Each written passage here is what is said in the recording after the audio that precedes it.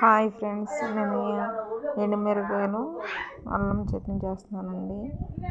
ఇది ఇడ్లీలలో కానీ దోశల్లో కానీ చాలా రుచిగా ఉంటుందండి. ఒకసారి మీరు కూడా ఇలా ట్రై చేసి చూడండి. చాలా సింపుల్గా అయిపోతుందండి, 5 నిమిషాలు అయిపోతుందండి. వీడియో నచ్చితే లైక్ చేసి సబ్స్క్రైబ్ చేయండి ప్లీజ్.